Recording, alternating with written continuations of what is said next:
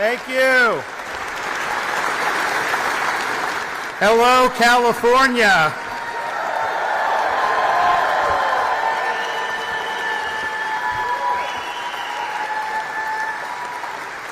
I know you guys got a lot of problems out here, but your governor's very concerned about what we're doing in Florida, so I figured I had to come by.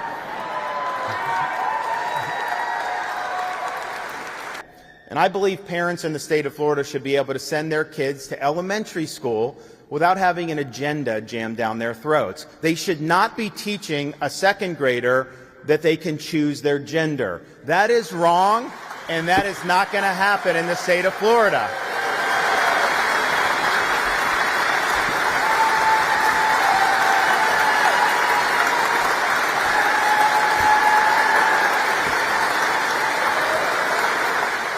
And I know you have a company down the road in Burbank that had different ideas about that, but I can tell you this, Disney may have gotten everything they wanted in Florida for the last 60 years, but there's a new sheriff in town now, and we are not backing down to that.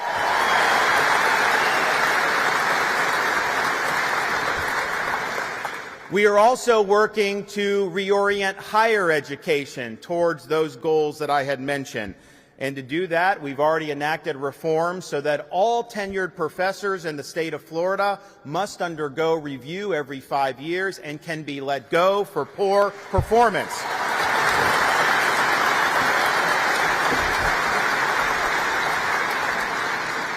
We will also be signing legislation during our legislative session to ensure that our universities operate in a colorblind fashion. And accordingly, we will be eliminating all DEI bureaucracies and programs. No more discrimination.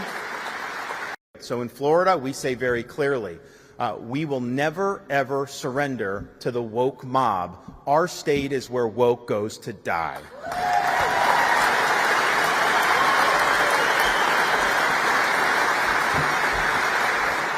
Now, I wish I could say that our problems are limited to just a handful of leftist state governments, but I think as most people know, we have a big problem with the federal establishment in Washington.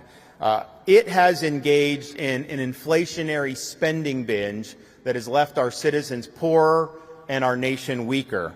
It still clings to pandemic restrictions.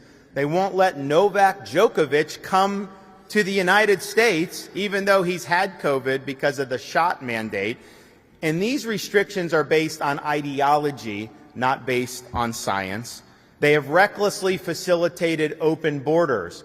We have record drug overdoses, record amount of fentanyl coming in, criminal aliens coming in, including people on the terror watch list, and the sheer number, the millions and millions of people that have been released in our society have imposed significant burdens on taxpayers in communities all across the country, including briefly for one night in Martha's Vineyard, but it was only one night.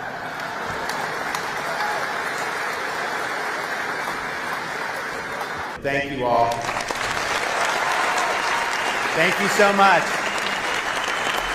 Thank you for coming. God bless. Thanks so much. So good to see you. Thank you. Thanks so much. Honored to be with you. God bless you all. Take care.